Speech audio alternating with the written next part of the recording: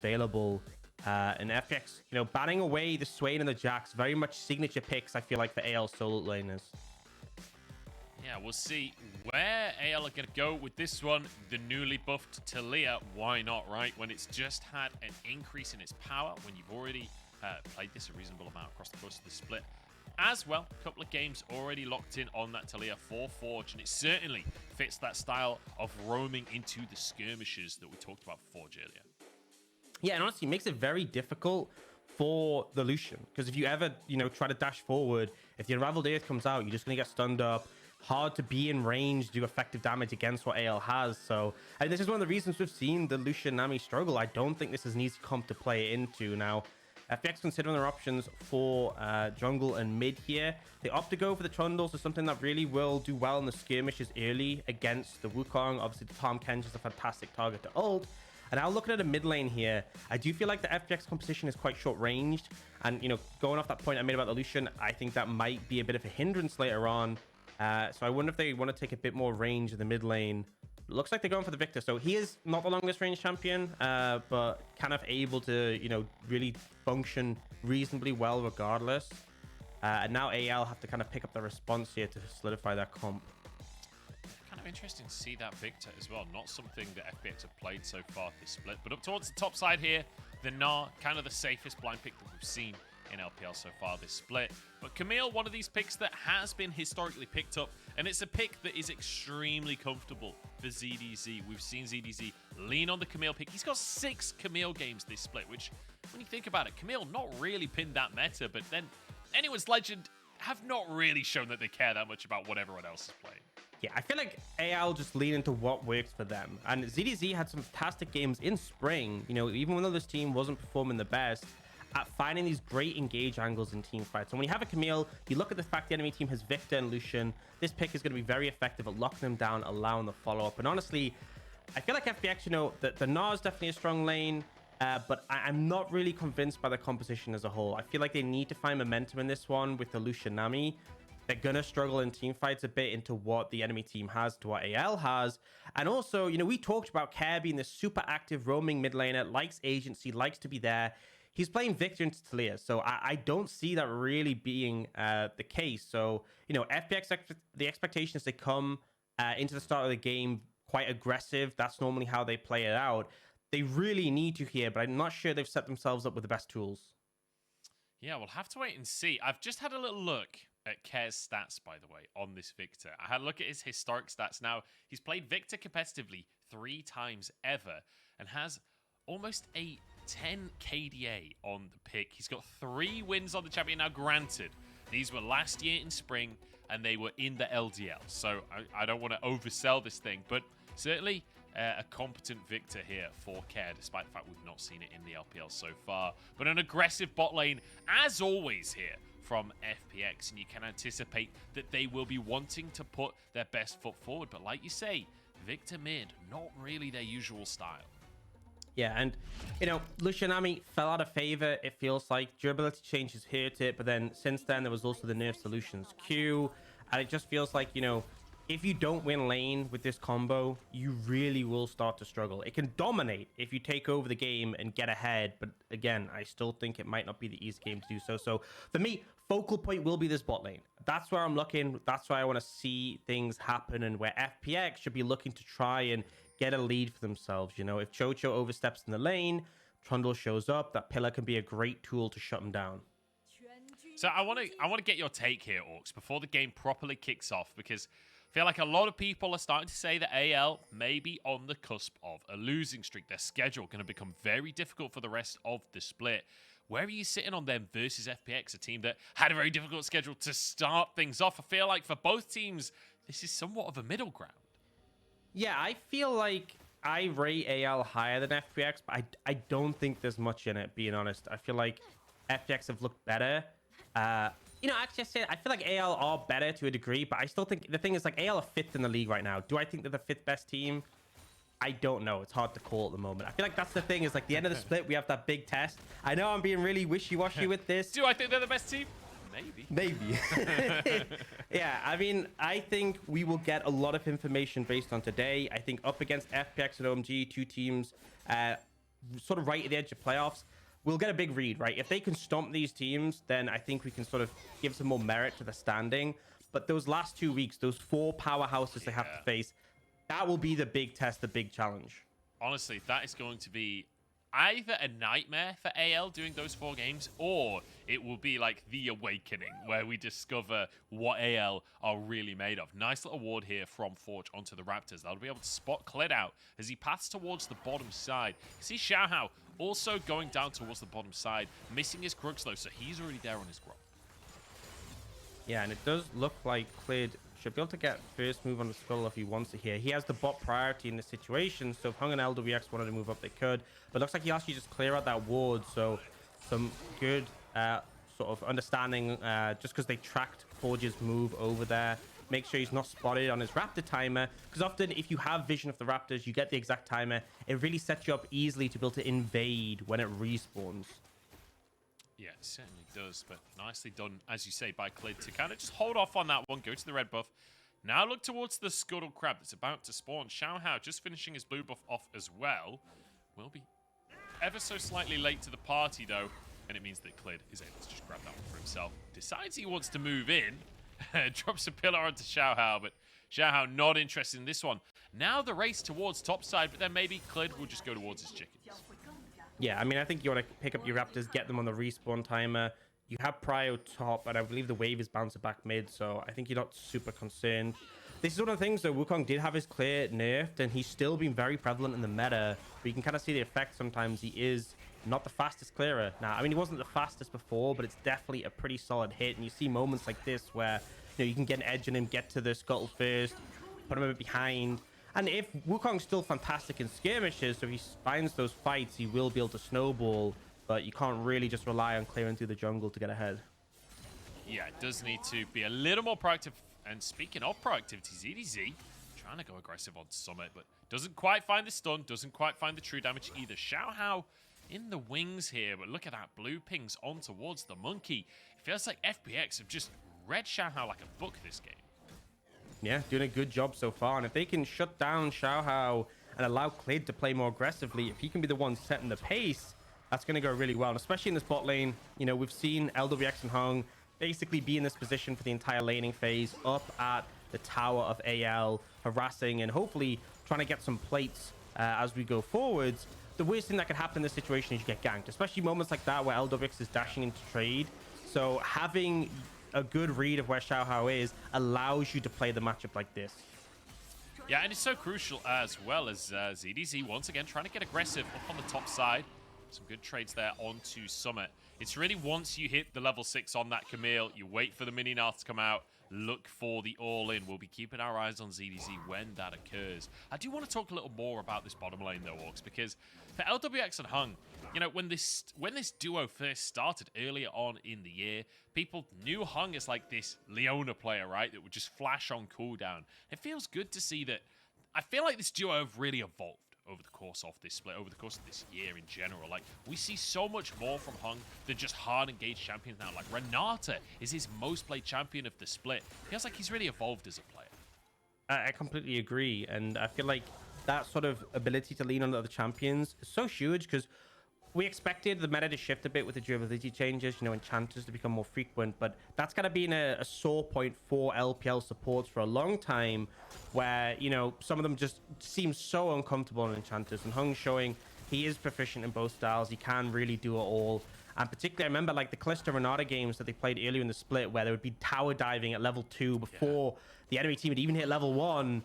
Just such aggression that can come out from them, even when he is playing, you know, things like Renata, things like Nami, still looking to punish in laning phase and give the opponents no chance to breathe. Yeah, showing that he doesn't need to be that tanky to pretend that he's on Leona, and just going to be helping out here in the jungle with Klid, just making sure that Klid can clear through without being spotted out the entire game. Has been a slow one to start off, but this was kind of expected, right? With a victor in the mid lane from the side of FPX against AL, a team that we know much prefer to focus later on into the game. But that's kind of my next question, Orcs, is at what point do things really start to happen for AL? Because, you know, Wukong level 6, Talia level 6, these feel like big spikes to me. Yeah, I mean, you're 100% right. Those spikes can really allow you to start making more proactive plays. you know, you have Betty with the global ultimate as well to facilitate. So I think at that point you can start leading to skirmishes a bit more and look to contest, and particularly around these neutral objectives. Herald's going to be up in a minute. I expect that to be a point of contention, because right now we look at the bot lane and there hasn't really been too much of a lead. No plates taken for FPX's bot lane as much as they were pushing up the tower, and the fact that you have a melee with Oh, big damage onto Betty. Ignite burned as well. And honestly, FPX are going to be happy with that one. They burnt their heal for an Ignite. I think they'll take that trade happily, especially with Drake on the map on that bottom side if they wanted to lean to that. But Clid wanted to make things happen simultaneously in the top side. ZDZ, though, he suspects something's up. He knows that he can't step up. And he knows he doesn't need to. Look at the way he's going to push into him. So as long as he's not scared of a dive, which when Forge has level 6, you really should be okay, and you're full HP as well. You know you're just going to be able to catch his wave. So Clid does offer that assistance and is now looking towards the Herald to go for the neutrals. And look at the bot lane. We can see LDRX and Hung start to make the move up, but they are being matched. So we may well get a skirmish come out over this, but Herald's already getting pretty low and Xiaohao's not there yet. Yeah, and remember, FPX, they're the early birds in this matchup. They're the ones that are used to fighting over Heralds. Here we go. Xiaohao gets the steal, and now they look for a kill onto Clid as well. Low HP, but Xiaohao low himself, and it's answered by Forge. Now Forge getting chased down. Big damage from the laser. LWX flashes out to safety. Betty trying to peel for Chocho, but he's just not tanky enough, and there's a Nah from Summit to finish the kill.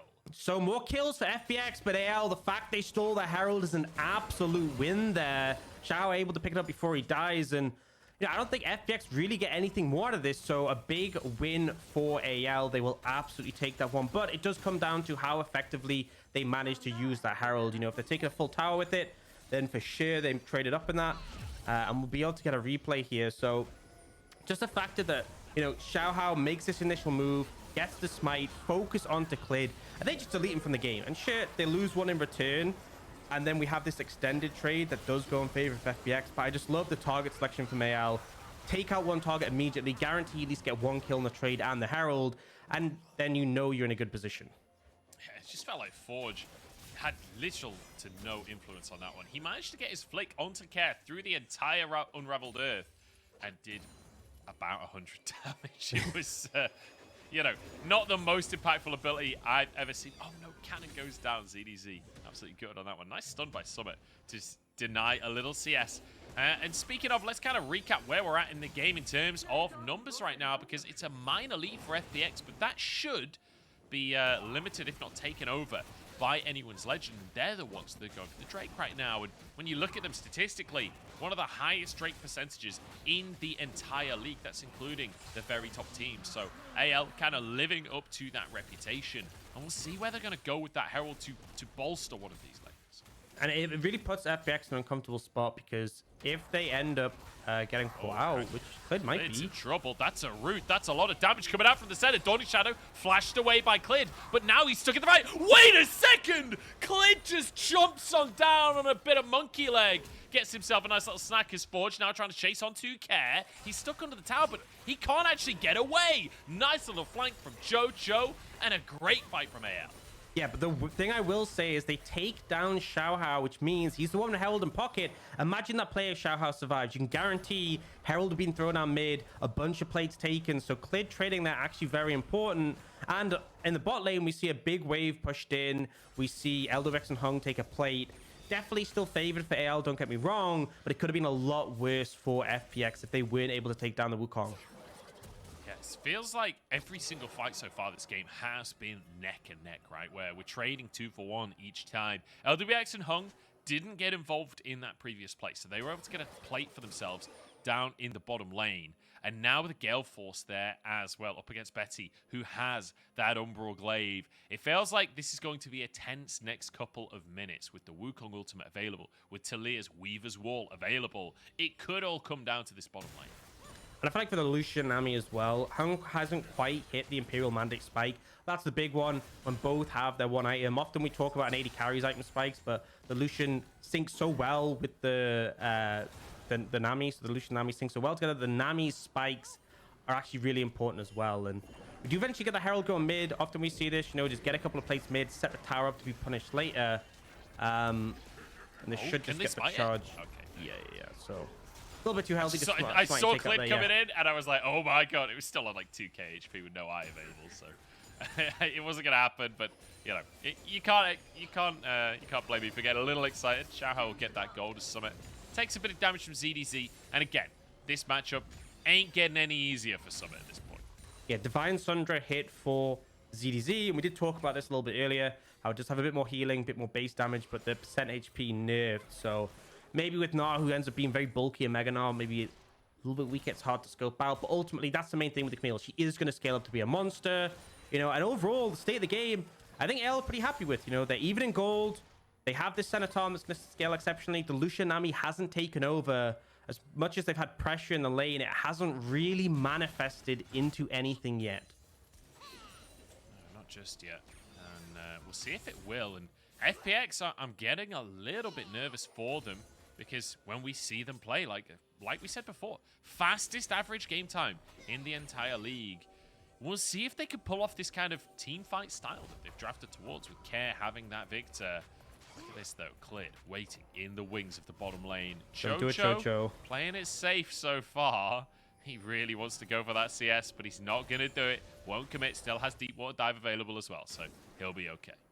Yeah, I mean, it's so scary because if you get pillared by the Trundle, if you try to Deep Water Dive to get past it, which is, you know, what you'd obviously want to do, you're just going to get bubbled instantly. So yeah, avoids that pressure. And this just kind of feels like a repeated thing, you know, not too much pressure being able to be achieved in this bot lane. Kind of stagnating in that regard. And I just think the fact that they weren't able to get that first Herald really slowed down FPX. Now we do have the second Herald coming up in 30 seconds. And ZDZ is looking. Our ultimate comes out from Summit here as the rest of the team comes in. Weaver's wall down. Summit low on HP, Dawning Shadow. But Forge didn't go along his Weaver's wall.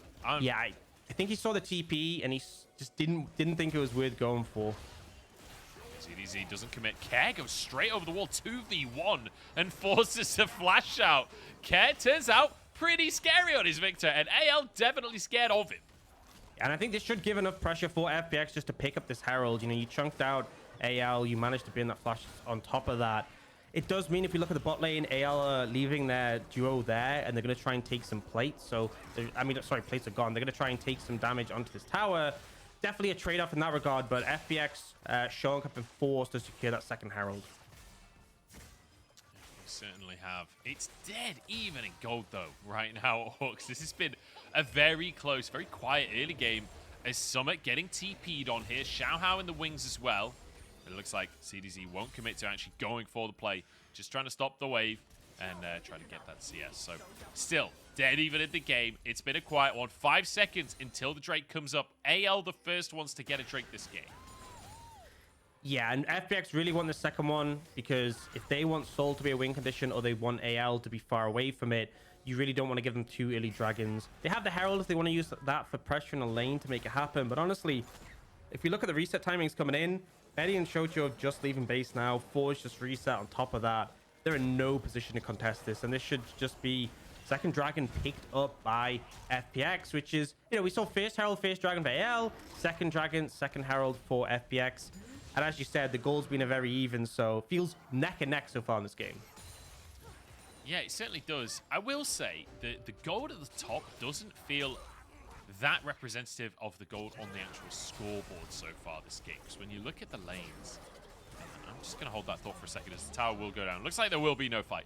And when you look at the lanes like ZDZ having that kill up over Summit, and he's got the 2 assists. Forge having a small advantage over Care in the mid lane as well. Betty scaling up on this center. And, you know, the Lucian Nami not really able to have that much of an effect yet. And granted, they ain't going to fall off anytime soon. That Lucian still will be devastating later on. But I feel like we need to see a little bit more out from FPX in the short term if they want to find an advantage. I think this is the point, right? I was talking about the one-item spikes between the bot lane duo of the Lucian Nami. This is a moment where Lucian has enough burst to just nuke anyone he gets onto. You have the extra dash, so you can, like, Gale Force culling someone, and you can kind of use that to play around, like, look for picks, look for, you know, early kills in the skirmish to find an advantage. We're at a point where, you know, it's 3.5 minutes, no, 4 minutes, honestly, until the next dragon. It's going to be about taking those structures, and I really want to see FPX open up the map with the Herald being used. Right now, they're looking to get this top tower without using it, which I think is a great call, Because they didn't get this tower, they trade it off for the one in the bot lane, and you look to use that second herald in the mid lane tower. If you take that one, you can expand your vision a bit deeper, and anyone who tries to walk up to contest mid prio, that's where the Lucian can dash in and just look to burst them out and find a pick. And that'll be the big moments that we're looking for in this game, is when you look at, obviously, the Lucian burst that you just talked about, but also Victor, when you can Chaos Storm on top of that, Summit literally nars then mini Krugs right there, just to get the 4 CS for himself. Fair play to you. You know, the burst that is available from this FPX squad is terrifying. So, AL, it will be down to not mispositioning, not going too deep, because, you know, going too deep is something that, you know, Camille definitely has been known to do in the past. But Talia, if you use the Weaver's Wall wrong, definitely can overextend. So AL will have to play it cautiously. But I feel like that's the area of expertise for AL, honestly. When you look at the way that they play as a unit, right? When they're in team fights together, when they're in skirmishes together, the coordination and the synergy, they just always seem so important. Absolutely, and you know, I think for both sides it needs to be this game. Anyone who missteps is so easily going to be punished in this one, but we do see FPX going for that mid lane tower, as I'd hoped they would. And there's a flank coming in. Everybody over the Weaver's Wall, though, will mean that the mid lane tower does survive. The eye popped there as Betty just grabs himself a few souls for his trouble, but AL want to keep this one going. Clip the target, won't be knocked up for now, but will be knocked back there. Xiaohao now elects into the ultimate himself. Cleared low, Dawning Shadow to finish him off. Care now moving forward as LWX gets the burst onto Forge. Gale Force forward, Betty alone but flashes out to safety. Chocho saves the day on the Talia, and it's LWX that went too deep this time around. Hung caught in a Hextech ultimatum, but ZDZ doesn't have the damage. He's gone too deep as well. It's pure chaos in this fight as Chocho throws a lick towards Care. There's a root as well. Can they get the fight back? Doesn't look like it, because Summit is here to clean house. The boomerangs are flying, and it's an easy kill onto Chocho. And AL, it felt like they had the fight in hand. They had the advantage. They even managed to take out LWX, but just massive oversteps at the end. ZDZ, not sure what he was going for there, and Forge as well, disrespecting the Gnar. Now, Summit doing what he can to try and look. Yeah, trying to find Xiaohao, but won't be able to. Overall, FPX managed to come out ahead, but like this fight feels so favored towards AL at first because they commit onto the Trundle and they basically manage to take him out without really suffering any casualties, although they do obviously burn a lot of cooldowns. Then LWX goes aggressive here and gets punished quite heavily, chunks Forge out, but we see Xiaohao returning and take him. And at this point, I feel like, okay, fight is pretty clearly in favor of AL. And then ZDZ, I don't know. No reason for you to go over the wall there. Clearly disrespecting the fact that Summit was there. He definitely had vision of him walking past before, so just a big mistake. And then here, Forge trying to take out Care. Once again, it's like the Gnar is invisible. He's not a stealth champion, but AL just forget he exists. I feel like this is a classic case of, you know, it's mini Gnar, therefore we don't have to worry about it. But Summit's like, look, I still got a boomerang. I've still got my hyper procs. I'm still going to take you down. Takes 2 kills for himself. Almost got the triple as well. But now, Drake spawning once again in 10 seconds, Orcs, and I feel like both teams really want this one. Hung just got picked, I think. We were 6-5 at the end of that, right? Yeah. So, yeah, we're going to get he's picture in currently picture. dead, right? So. Yeah, looks like he just overstepped and got caught by the CC. Nice knockback as well. So, yeah, good pick to set up AL for this next objective, but we just seen Chocho get chunked out, so... Yeah, Chocho's like, anything you can do, I can do better. Has to go back to base himself. So the advantage AL had may be gone at this point, as Betty just going to use his sustain. Chocho trying to return to the play here. Income's cleared from the side. Forge could be a target. Good chunk onto him, but manages to step out of the gravity well. Summit moving forward, about to turn Mega Gnar. This is an opportunity for a mid lane tower here for FPX, and AL health bar's low. I feel like maybe they just have to give the Drake. Yeah, I mean, they're trying to posture for it. Remember, they have the sustain from the center to try and help them out. And Mega's going to time out. That could be a window for them. Summit playing very aggressively here, trying to find an avenue. But yeah, Mega times out. And FPX have to be cautious now. Could just be a steal situation. Xiaohao in the pit right now. Clit trying to find his way in, but on Trundle, not the easiest champion to muscle into the pit with. Drake taken, AL go in, Xiaohao. Big damage across the team with the Dawning Shadow, but just gets popped. In the meantime, Care will go down. ZDZ saved by Chocho. But Chocho can't even save himself. ZDZ over the wall with a hookshot wall dive. Forge flashes out to safety. It's 2 for 1 so far. but FPX wants some more. Weaver's wall out to safety. But cancel it! Forge, what have you done? He's corralled his teammates into the fight. ZDZ will fall. LWX just reigning supreme as Clid burns down the enemy. And that was disastrous from Forge. Forge, cancel the wall, please. Just left them in there, jailed his own teammates. Like, take them, not me.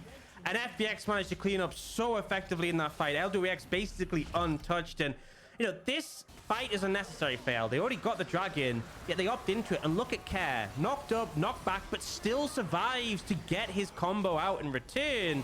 And though he eventually goes down, so much was burned by AL. And look at LWX constantly in this fight, just moving forwards, avoiding the Unraveled Earth, but able to chase down all these targets. And here, you know, not only the wall, but the pillar as well. Painful for AL, honestly. Not the coordinated team play we typically expect of them. No. You know, Betty's there, stuck against the wall. Like, it still won't help you outrun the lion. And Forge's like, I don't have to outrun the lion. I just have to outrun you. And then goes back in and dies as well. So, you know, the moral of the story, the fable here is that cancel your Weaver's wall. Yep. Look at that damage, by the way, from Forge there. Did almost 5,000. I mean, buff Talia was already pretty strong, but in those extended fights, able to do so much with the constant. It's a really interesting strategy, actually, right? You pen your teammates in, so the enemy is distracted with killing your teammates, so you can bolster your damage numbers. It's a strong little strategy coming out from Forge. I'll stop hammering on the Mistle there. Baron is on the cards though now, Orcs, and I feel like both teams starting to lean towards that. FPX though with a sizable advantage now. Most of this game, it was very even. FPX now about 5,000 gold up. It feels like they're the ones in the driver's seat. Yeah, and it feels like a lot of that gold is on LWX. If you look, 3 full completed items on that Lucian. That is pretty scary. With the Sorello's Grudge as well. Items. Yeah, you're culling. I mean, you already had the Nami empowerment to make that slow, but you're just going to shred anyone. So I think AL, in the position you're in now, you have that second dragon. It means that FPX are a long way away from Secure and Soul. You kind of just need to play slow and not let FPX take any fights right now, because they will demolish you if they manage to find a team fight right now. Yeah. So slow the game, pace of the game now. Just make sure they're not doing Baron. That's essentially the protocol for them. Yeah, I like the Schroeder's Grudge as well. As you say, the slow going to be there, but also I like LWX realizing that Cho is going to be in his face every single fight. CDC going to be trying to get on top of him. Needs to be able to get through that Death Dance. Needs to be able to get through the Frostfire Gauntlet. There on the Tom Kench as well. Ward's coming out. Clid a little too far forward. Dodges the knockup, but still takes half of his HP as damage. Hung, though, has a bit of sustain. By both teams, reasonable amount of sustain in this one as Care moves forward. Clid will smite the red buff. Will he survive it? Yes, he will, because AL are in full retreat. Not interested in fighting this one, and I can understand why. The tidal wave across Clid pulled back in. Dawning Shadow there, but there's just no damage coming out from AL. Yeah, and you don't want to be fighting there. In that little choke point, that brush, it's so devastating if a pillar is there or the gravity field. They now want to check the Baron, but look, Chocho's just dead. Oh, Chocho, not the way to go right there. Need to stay with his team. And, you know, they need to, as you say, need to know if the Baron is gone. But there's look, a blue there's trinket ward. There's a ward, yeah. Well, I mean... So, I take it back. They didn't need to check at all. Just a meaningless death there from Chocho. And now a potential opportunity for FPX. I don't think they realize Baron is warded because they're trying to bait it. Okay, there we go. Ward is gone now. Resets will come out across the board here. Drake up in 45 seconds. That is the sliver of hope here for AL at this stage. I honestly feel like you just give this Drake. I feel like you're too far behind. The fights are too difficult. Senna is down 2 levels. We often see Senna fall behind. They are giving Senna farm now and trying to get us some XP, which is something some teams haven't done, which has been when we've seen Senna be like 4 levels behind. But she's still very far down in items. She's got a decent amount of souls, but you really want to lean into that. So just give up the dragon. I don't mind if they're just in the vicinity to like contest pressure, but I don't want you to fight it for AL. You're so far behind. Best case scenario is you get some vision in the Baron area, and then it just stalls out FPX from doing that objective. Yeah, just try and deny the double objectives here. But FPX are just saying, you know what? Screw the neutral objectives. If you're going to go and deal with that, we'll just send 3 people mid, push the wave, and take a free tier 2. And then we can retreat to the Drake, because we've got pressure in the bottom side as well, with Care pushing up on the Victor. He's having a great performance on this Victor pick as well. Does need to be a little cautious. with the Weaver's Wall and Chocho nearby as well. Doesn't want to overextend too much, but he will back away. Just head over to the Gromp instead. Just grab himself as much gold as he could possibly find. And that's a Drake taken. As you say, AL just going to back away and not contest for the time being. So we kind of reset to a quiet point, and AL, they need to kind of show us what they're made of right now, right? This is the team that we said coming into things. They're the team that's going to be wanting to play for the later team fights. They're the team that's going to want to coordinate as a 5-man unit and work later on. Well, we've got to that later stage now, and it's not looking like they really can contest anything. Yeah, they just need more time. And if they get picked off, if someone oversteps, if someone makes a mistake, that could be the window for FPX to take Baron, and that's when the game may not be salvageable. So they need to do a difficult task. Stop FPX from ever doing the Baron while also not losing a team fight when they're this far ahead of you. And Forge, playing with fire, they're going. In he goes, straight on towards Hung. Wants to kill the Nami, wants a bit of sushi. But in the meantime, his monkey friend has gone down. LWX chasing for Betty, gets him low, flashes forward. LWX, he wants blood and he'll find it. Summit taking down Forge. A clean ace for FPX. And death timers are long. There should just be enough with 5 members up for FPX to take game 1. And honestly, the early game was pretty even, but as soon as it got to that mid game, FPX just took over, completely crushed this one. And AL, I'm not sure what the plan was with the engage there, but they never really looked like they got a look in after they fell behind. Yep, beautiful stuff here from FPX. Kind of dominant, honestly. And we were concerned when we saw the draft, when we saw the Victor in the mid lane. That was not like the standard that we're used to from FPX, but it works out anyway. The wave clear, the denial of pressure from AL from that mid lane. And once it got to the coordinate team play, just felt like FPX totally on the same page the entire game. And I don't understand the decision in going for that